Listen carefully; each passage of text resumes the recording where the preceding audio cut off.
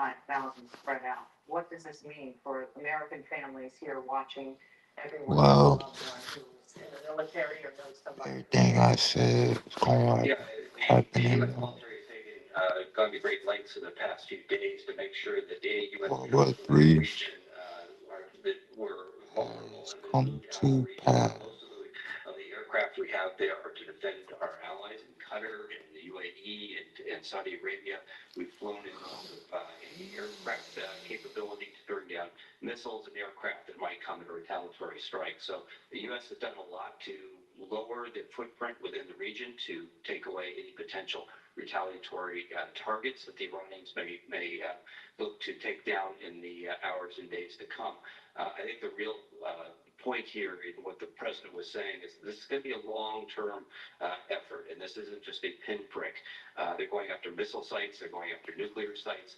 The president did mention naval sites, so down in the Strait of Hormuz, way down in the Trump get ready to lose. have a very narrow channel. Then he gonna punch his the man Pam Bondi up. Get his little crooked ass out the motherfucker off. Talking about some drain the swamp. Nigga, you is part of the swamp, my boy. So, precipitating things that Iran could do to affect the rest of the world, which include nuclear sites, missile sites, the Navy that may be able to close the very strategic waterways that could affect the rest of the global economy. So, very interesting target set, much more in detail, widespread than we've seen in previous strikes. Steve, I want to ask you, this is probably the biggest buildup in several decades. How does this compare to the Gulf War?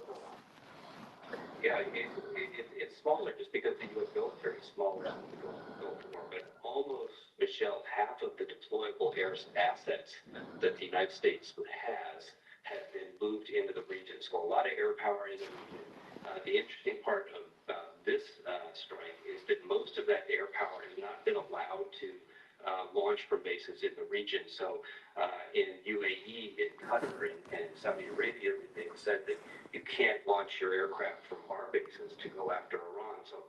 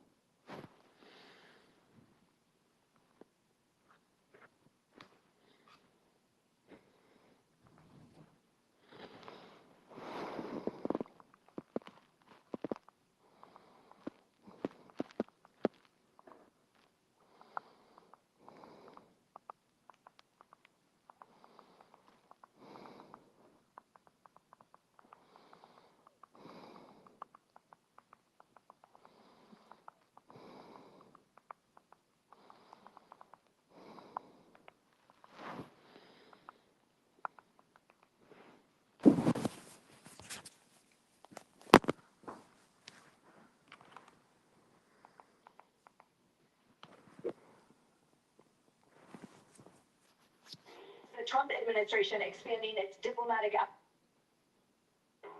Southern fried chicken or shrimp? Why not both? Who's got the sauce? Next, please. New Old Spice Cosmic Quest 24/7 freshness makes me want to be Mario. Yeah. The Trump administration expanding its diplomatic outreach as the president weighs a strike on Iran. Vice President Vance is set to meet with Middle East leaders this afternoon, and Secretary of State Marco Rubio will travel to Israel on Monday. And in a rare move, he is not planning to take reporters on the trip. Now, earlier this morning, the State Department told non-essential embassy staff in Israel if they wanted to leave, now is the time. Chief National Security Correspondent Jennifer Griffin is in Washington with the latest. Hi, Jennifer. Hi, Emily. Well, the message from the U.S. Ambassador to Israel, Mike Huckabee, was blunt. Now is the time to leave while there are still commercial flights. This is what is known as an authorized departure for non-essential embassy staff and their families due to, quote, safety risks. Ship spotters say they have seen the USS Gerald R. Ford aircraft carrier strike group in the eastern Mediterranean heading east towards Israel. That is significant because it was the last piece of the puzzle needed to set the battle space for potential strikes on Iran. The Ford would likely be in play to protect Israel. It was seen departing yesterday from the U.S. naval base in Suda Bay, Greece, where it underwent a resupply and loaded up on ammunition and missiles. For the first time ever, the U.S. has positioned a squadron of F-22 fighter jets at Ovda Air Base in southern Israel. Those F-22s can't remain on the ground for too long without having maintenance problems. It's a very sensitive air platform that must fly almost daily or it tends to break down. But the biggest clue as to last-minute efforts to avoid a U.S. military strike on Iranian targets is the last-minute visit to the White House today by Omani Foreign Minister Badr al-Busaidi, who oversaw the peace talks between Steve Witkoff, Jared Kushner, and Iran in Geneva yesterday. He's meeting with Vice President J.D. Vance at the White House. Iran's foreign minister says technical teams of lower-level staff will meet on Monday in Vienna. I can say that we made good progress after several hours of intensive negotiation. We have started serious discussions about elements of a deal, both in the field of nuclear issues and the removal of sanctions. The State Department just announced Secretary of State Marco Rubio, as you mentioned, is scheduled to travel to Israel on Monday and Tuesday. If there are airstrikes this weekend, it's hard to imagine that visit taking place. Navy Admiral Brad Cooper, the CENTCOM commander, briefed President Trump in the White House yesterday on potential military options targeting Iran. Joint Chiefs Chairman General Dan Kane, the president's top military advisor, was also there. Emily. Jennifer Griffin, thank you. Hey everyone, I'm Emily Campagno. Catch me and my co-hosts Harris Faulkner and Kaylee McEnany on Outnumbered every week.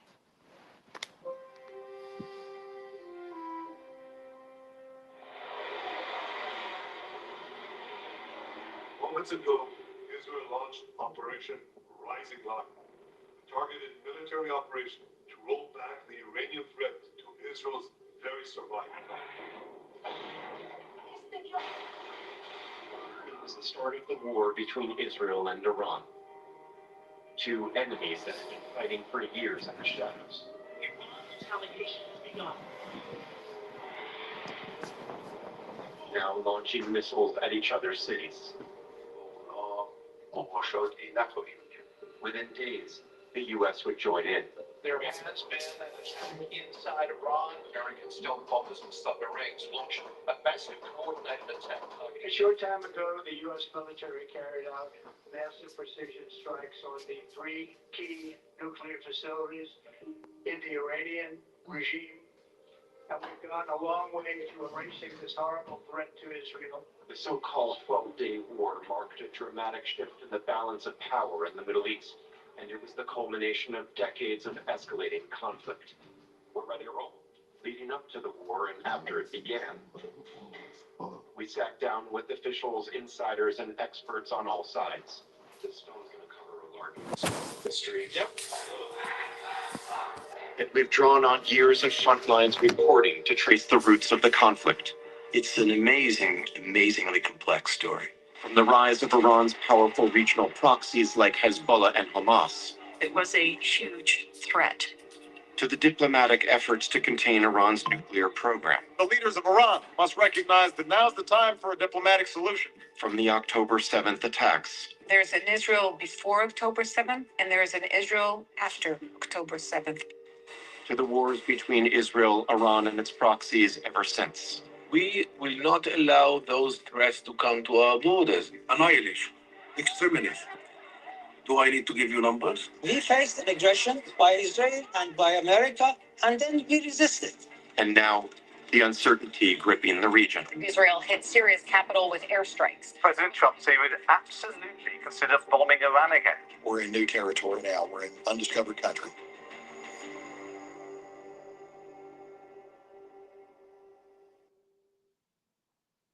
This program contains graphic imagery. Viewer discretion is advised.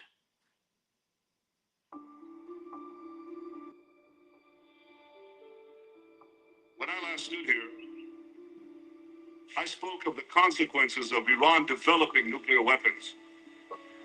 Now, time is running out. The more Iran believes that all options are on the table, the less the chance of confrontation. The roots of last month's bombing go back many years. to a long campaign by Israeli Prime Minister Benjamin Netanyahu. And this is why I asked you to continue to send an unequivocal message that America will never permit Iran to develop nuclear weapons. I don't think I had a single meeting with the Prime Minister where he didn't raise his concerns about Iran. And certainly the fact that Iran was pursuing a nuclear program that might enable it to have a nuclear weapon. He was single-mindedly focused on that, and he would never let me forget it, that was his number one priority. What was often your response to that? My response was that the United States largely shared that analysis and that understanding of the Iranian regime. The only question was, how would we deal with it? How would we deal with the most significant and most dangerous threat that Iran could pose, which is if it ever acquired a nuclear weapon, and how to make sure that didn't happen. Netanyahu had reason to be concerned. Western intelligence services had recently uncovered a dangerous new phase in Iran's nuclear ambitions. Western leaders in Pittsburgh this week were unhappy, but they weren't surprised. President Obama and the leaders of France and the United Kingdom revealed what intelligence had shown was that Iran was building an underground enrichment facility at a place called Fordow. This is not the first time that Iran has concealed information about its nuclear program. There were a number of clocks ticking. One clock was the rate at which Iran was enriching uranium. Another clock was the rate in which they would complete the enrichment and move underground, at which point it'd be too late. Iran denied it was building a bomb and insisted Fordow was for its civilian nuclear power program. Never Iran was after a nuclear bomb. Hossein Mousavian spent years as an Iranian diplomat and nuclear negotiator. Why would Iran build a nuclear facility in the side of a mountain 80 meters underground if it were only for peaceful purposes? Why do that? The answer is very, very simple. It is because of the US, because every US president repeatedly said all options are on the table. It means the US may attack Iran. When you threaten a country for military strike, why they should not have their nuclear facilities under the ground? They would be crazy if they would not have done it. Plus, new sanctions are designed to slow Iran's nuclear ambitions. President Obama is expected to sign those penalties into law. I'm pleased to sign into law the toughest sanctions against Iran ever passed by the United States Congress. The Obama administration had already imposed crippling sanctions on Iran, and behind the scenes pursued a series of covert cyber operations against its nuclear program. You know, for them, you're the great Satan. We're the little Satan. For them, we are you, and you are us. But Netanyahu wanted to go further, a military strike. The Prime Minister did not believe the Iranian nuclear program could be contained and prevented from producing a nuclear weapon without military action. So for him, it was a matter of when and who and how. There is strong likelihood Israel will strike Iran in April, May, or June. In early 2012, the Israeli military was planning for an attack on Iran's nuclear sites. But as the possibility of a strike grew, Netanyahu's own cabinet and intelligence agencies were divided on whether to attack. The issue was whether right now they're building a bomb and this is the right time to do it. Zohar Palti, head of Mossad's intelligence directorate, was arguing against it. You are not coming and starting a war with a huge state like Iran without those discussions. And if somebody is pushing you as a professional, I want to do it, I said, okay, but you have to understand, right now, at that moment, the Iranians are not building a bomb. The head of the Mossad was against it, the chief of staff was against it. And around the table from the professionals, I think that I was the only one who thought that this is the right moment and we should do it. Yaakov Amadror was Netanyahu's national security advisor. We are asking ourselves every morning one question. Will tomorrow be too late? If it is not, we don't do anything. If it is, the answer is yes, tomorrow will be too late. We have to decide what we do.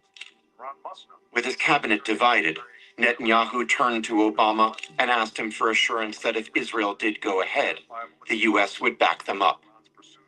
What Netanyahu wants is either a green light or a yellow light to go bomb the Iranian program. And the knowledge that if the Iranians retaliated against Israel, Obama would be right with him to get into that conflict. And Obama wasn't going to give him that. He couldn't imagine how you bomb Iran without triggering a general war in the Middle East. In the end, Netanyahu stood down.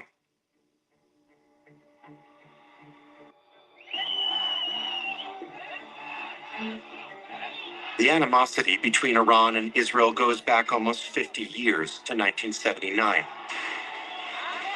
when Iranian revolutionaries overthrew a repressive monarchy supported by the U.S. and allied with Israel. Ayatollah Khomeini, who was the chief ideologue of the Iranian Revolution, had written a lot about Israel in his proclamations, in his writings. He saw Israel as an aggressive outside force which had taken Palestinian territory, exiled Palestinians from their land. And was part of this actually enshrined in the revolutionary Iranian stance on Israel? Yes, it was part of the ideology. Eradication of Israel, restoration of land to the Palestinians was an aspiration of all Arabs, all Muslims at that point in time, and it would be the Islamic Revolution that would fulfill that aspiration. The new Iranian regime was heavily sanctioned by the U.S., which backed Iran's rivals in the region, like Iraq and Saudi Arabia. Iran is Shia, Iran is Persian-speaking, the Arab world's consciousness is Sunni, it's Arabic-speaking. Iran in the region is an absolute loner. Iran would bolster its standing in the region through its support of the Palestinian cause. No other issue gives Iran a role, a say in the Arab world, right? No other issue speaks to Arab hearts and minds than Iran's support for the Palestinians. The devastation in the west of the city is appalling. Initially, Iran backed Yasser Arafat's Palestine Liberation Organization, the PLO, which was engaged in an armed struggle against Israel from its base in Lebanon. In 1982, Israel invaded and occupied southern Lebanon to drive out the PLO. Iran went on to train and fund a Lebanese Shia group to fight against Israel. It would become known as Hezbollah, Arabic for the Party of God. 120 Americans killed today. Soon after, a massive suicide bombing at a U.S. Marine barracks in Beirut would be widely attributed to Hezbollah, acting as a proxy for Iran. It left really, really bitter taste in American mouths. It really hardened America's views on Iran. These deeds make so evident the bestial nature of those who would assume power if they could have their way and drive us out of that area. But it also taught the Iranians that there was a strategy here, that you could actually extricate the West by using, call it terrorism, call it asymmetric behavior, etc. A huge explosion, apparently caused by a bomb, shattered the Israeli embassy in Argentina today. Then Hezbollah units, or those militias Iran was training, started suicide bombing against Israeli targets. We shall look for the people who are responsible for this terrible crime. By the 1990s, Israeli intelligence was growing increasingly concerned that Iran was escalating and trying to develop a nuclear bomb, a red line for Israel, the only nuclear power in the Middle East. There's already very deep animosity between Iran and Israel, and it's a very ideological animosity from Iran's perspective. So if we do the 1 + 1 + 1, we understand that there is a nuclear weapon being developed to be put on a missile that is probably destined to end up in Israel.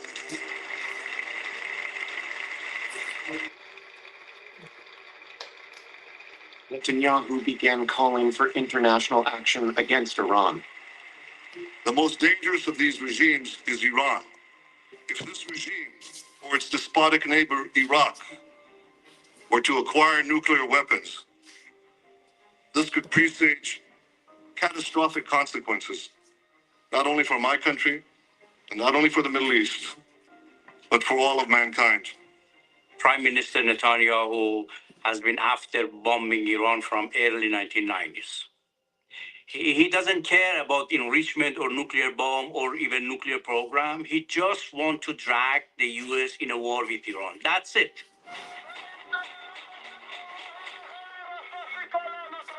Throughout this time, Iran's proxy strategy was evolving.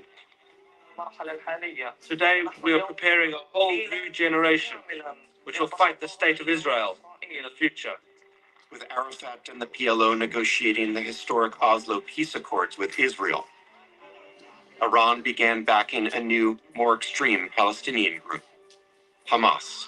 The car bomb was aimed at killing the maximum number of Israeli schoolchildren. Militants belonging to the Islamic group Hamas said they carried out the attack. When the Oslo Agreement is signed, most Palestinians said, let's give this a chance. But there